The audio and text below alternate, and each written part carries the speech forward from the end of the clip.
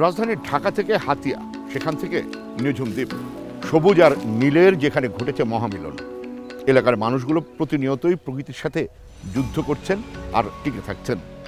কখনো ঝড়, কখনো আবার জলোচ্ছ্বাস, এরই মাঝে জ্বর ভাটাকে কেন্দ্র করে মানুষগুলোর বেড়ে ওঠা। এই যে এলাকাটি আছে, একটি মাত্র রাস্তার উপর ভিত্তি করে এই এলাকার প্রসার এবং অন্যান্য যে উন্নয়ন সেগুলো ঘটেছে। আর সেই উন্নয়নের ধারাবাহিকতায় মানুষও নির্ভরশীল এই রাস্তার উপরে। আমাদের আজকের পর্বের যে অনুসন্ধান সেটি রাস্তা কেন্দ্রিক নয়। আজকের অনুসন্ধান এলাকার মানুষের স্বাস্থ্যসেবা পেতে কী ধরনের বঞ্চনা এবং প্রতারণার শিকার হন সুদূর হাতিয়া কিংবা নোয়াখালী গিয়ে, সেটি নিয়ে। চলুন আর সময় নষ্ট করবো না, শুরু করা যাক আজকের CSI 10 মিনিটসের অনুসন্ধান, যেটি চ্যানেল এসের সাপ্তাহিক আয়োজন। আর আপনাদের সাথে আছি আমি মাজারুল ইসলাম। অপার সৌন্দর্য আর প্রকৃতির লীলাভূমি নিঝুম দ্বীপ। নীল সাগরে যেখানে মিশেছে নদী আর খালের ঘোলা পানি, সেখানেই পলিপরে জন্মাচ্ছে নতুন নতুন দ্বীপ। ধূমপান করা ব্যক্তিটি মোটেও সিগারেট টানছেন না, প্রকাশ্যে চলছে তার গাঁজা টানার দৃশ্য। তিনি অ্যারাবিয়ান হাসপাতালের কর্ণধার রাসেল। তার হাসপাতালের বিরুদ্ধে রয়েছে আকাশচুম্বী অভিযোগ, রয়েছে নার্সকে যৌন হয়রানি করার মতো ভয়ঙ্কর অভিযোগ। রাসেল স্যার MD, উনি আমার সাথে খুব বাজে ব্যবহার করতো একদম সব সময়। ওই দিন আমার আপু যায় নাই, কেউ ছিল না তখন। 302-3 রুমে নিচে বলে কি বারিন্দায় এগুলো এরকম ময়লা কেন? আমি বলি কি স্যার আমি আজকে আমি একা সব কিছু সামলাইতে পারতেছি না। তো উনি বলে কি আচ্ছা তুমি বারিন্দা দিয়ে যাও। এই কথা বলে আমি ওইখানে ঢুকছি ময়লা দেখে, তারপর যে উনি কিটছে দরজাটা লক করে দিছে। অ্যারাবিয়ান হাসপাতালে অপারেশন করা রোগীদের নিয়মিত চিকিৎসা চলত সরকারি হাসপাতালের ঔষধ দিয়ে। এমনই চাঞ্চল্যকর তথ্য মিলে CSI 10 মিনিটসের অনুসন্ধানে।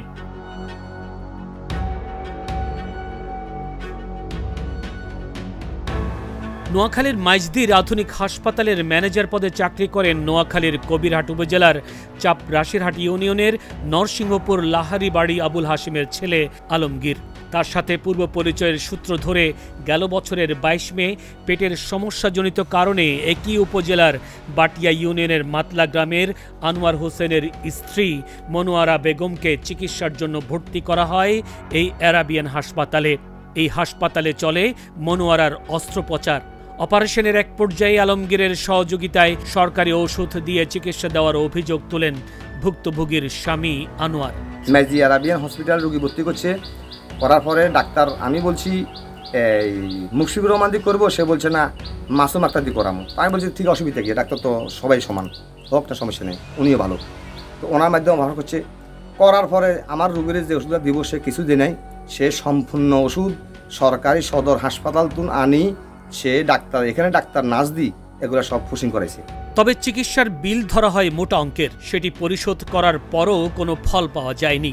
সেক্ষেত্রে আনোয়ারের সাথে হাসপাতাল কর্তৃপক্ষের বাগবিতণ্ডার এক পর্যায়ে বুদ্ধি খাটিয়ে সাংবাদিকদের ভয় দেখিয়ে সাধ্যমতো বিল দিয়ে রোগী নিয়ে চলে যান বাড়ি।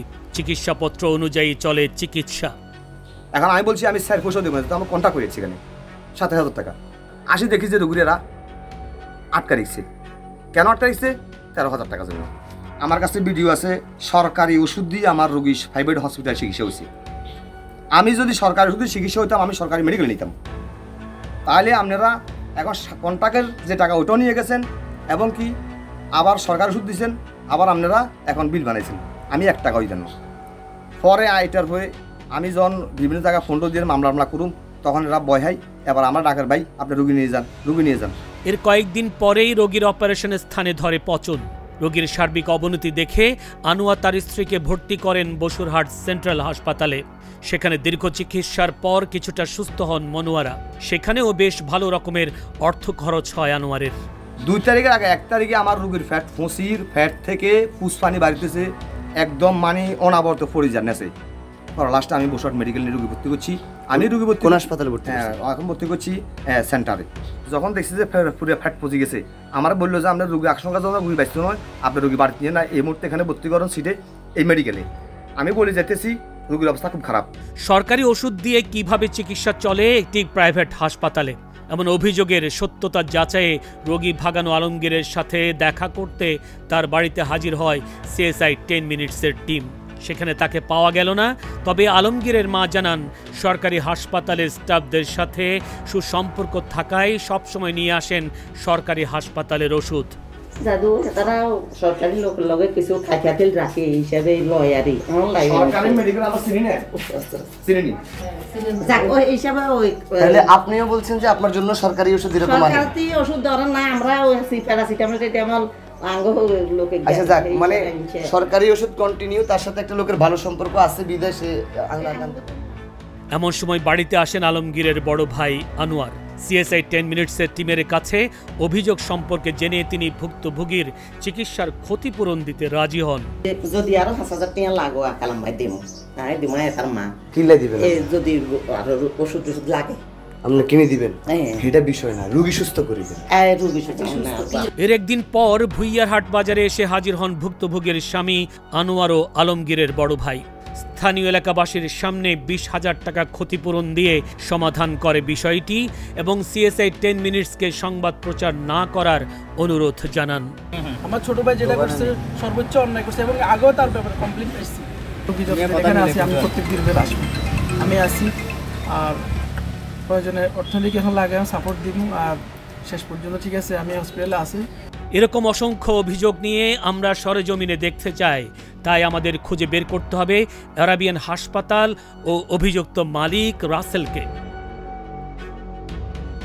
সেখানে দেখা যায় শুধু ঝুলছে সাইনবোর্ড, নেই আরাবিয়ান হাসপাতালের অস্তিত্ব এবং পাওয়া যায়নি হাসপাতালের মালিক রাসেলের হদিসও। হাসপাতালের মালিক রাসেল কোথায় আছেন এমন প্রশ্ন করতেই কেয়ারটেকার জানান, ভবন মালিকের উপর নির্যাতনের কথা। কারা মারছিল? বাড়ি এলারে।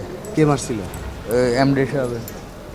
এমডি সাহেব বলতে এই মেডিকেলের এমডি আর কি, রাসেল। উনি মারধর করছিল? হ্যাঁ, ওই তো না আয়া এত না বদ্ধ করে দিছে, 2.5 বছর বানা দেয় না, মানে শুরু তো না বানা দেয় না। সিএসআই 10 মিনিটসের অনুসন্ধানে বের হয়ে আসে চিকিৎসার নামে অপচিকিৎসার অন্যরকম জগৎ। নোয়াখালী কোম্পানিগঞ্জ উপজেলা সিরাজপুর ইউনিয়নের দিনার দোকান এলাকার খায়ের ডাক্তার।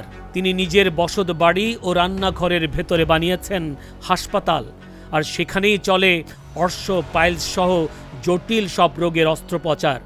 অথচ তার নেই কোনো প্রাতিষ্ঠানিক শিক্ষা ও ডাক্তারি কোনো ডিগ্রি। আপনি যে চিকিৎসাটা করেন, আপনি এই চিকিৎসাটা কোথা থেকে শিখছেন? প্রেনিতে ইয়ে আছে না, সরগুলো ইয়ে আছে না, হাকিম বিশাক সাহেবের কাছ থেকে। হাকিম বিশাক সাহেব হচ্ছে যে ফয়জুল্লাহ সাহেবের বাবা, আমি ফয়জুল্লাহ সাহেবের ওখানে শিখছি। শিখে এখন এই বাড়িতে বসে চিকিৎসা দিচ্ছে? বাড়িতে মানুষ আসে, আমি এই জন্য শিখছি। এখানে না, আমি পরিচয়। এখন এখানে কোনো চিকিৎসার পরিবেশ আছে কিনা? চিকিৎসার পরিবেশ না থাকলে মানুষ আসে কেন? যদি ভালো না, মানে আপনি বলছেন যে এখানে চিকিৎসার পরিবেশ আছে? এখানে যদি মানুষের উপকার পায় তাহলে মানুষ আসবে, নয়তো আসবে ঠিক না। আমি রাতি দিয়ে তো আমার কাছে। সিএসআই 10 মিনিটসের অনুসন্ধানী দল ঘটনাস্থলে গিয়ে দেখতে পান রান্নাঘরে রোগীদের বেডশিট। চিকিৎসা নিতে আসছেন দূর দূরান্তের রোগীরা। তাদের থাকা খাওয়ার ব্যবস্থা করা হয় তথাকথিত খায়ের ডাক্তারের নিজের বাড়িতেই। কিভাবে এমন চিকিৎসা চালান এমন প্রশ্ন করতেই বের হয়ে আসে ডাক্তারের আসল চরিত্র। প্রশ্নের উত্তর জানতে চাইলে ডাক্তার নিজেই হয়ে যান অসুস্থ। অস্বাস্থ্যকর ও নোংরা পরিবেশের এই ঘরেই চলে চিকিৎসা, যেটি স্থানীয়ভাবে ক্লিনিক নামেই পরিচিত। উনি কি হার্টের পেশেন্ট? আমি হার্টের পেশেন্ট, হার্টের আমার লগে লগে ওষুধের বাস। আমি এখনো ওষুধ। এখন আপনি শান্ত হয়ে আমার সাথে ঝগড়া করছেন। আপনি যেহেতু হার্টের পেশেন্ট, আপনি উত্তেজিত হবেন না। আমি আপনার সাথে উত্তেজিত হওয়ার মতো কোনো কথা বলিনি। আপনারা মনে করেন আমি আপনার কাছে সরকারের কোনো আইন থেকে আইনি বলে যে বলতে আমি করব না। অবশ্যই আইন আছে। এই ক্লিনিকে চিকিৎসার ব্যয় কত জানতে চাইলে উত্তর দেন রোগীর এই অ্যাটেন্ডেন্ট। 300 টাকায়ও চিকিৎসা হয়েছে না? হ্যাঁ, এটা 200 টাকা। কেন এত টাকা নিচ্ছেন কেন? এখন জিনিসের দাম অনেক বেশি। কি করে আর কোন সনদের বলে সার্জারির মতো কাজ করছেন এই চিকিৎসক? এই রাস্তাটি যেটি আমরা দেখালাম সেটি নিঝুম দ্বীপের চিত্র হতে পারে, কিন্তু এমনি দ্বীপাঞ্চলের আরও এলাকাগুলোতে পরিস্থিতি আরও ভয়াবহ। সময় স্বল্পতার কারণে সিএসআই 10 মিনিটসে তুলে ধরা সম্ভব হয়নি অনেক কিছুই। যেটুকু দেখেছি বা দেখিয়েছি সেটির উপর নির্ভর করে বিপ্লবের কারণে যারা উদ্বুদ্ধ হয়েছেন, যারা বিপ্লব করেছেন, এবং বৈষম্য বিরোধী যারা আছেন এবং বর্তমান যে সরকার, তত্ত্বাবধায়ক সরকার, দ্বীপবাসীদের বৈষম্য দূর করে তাদেরকে সুস্থ, স্বাভাবিক, প্রাপ্য নাগরিক সুবিধাগুলো নিশ্চিত করবেন। এই প্রত্যাশা জানিয়ে আমি মাজহারুল ইসলাম বিদায় নিচ্ছি আজকের CSI 10 মিনিটস থেকে। সবাইকে শুভেচ্ছা।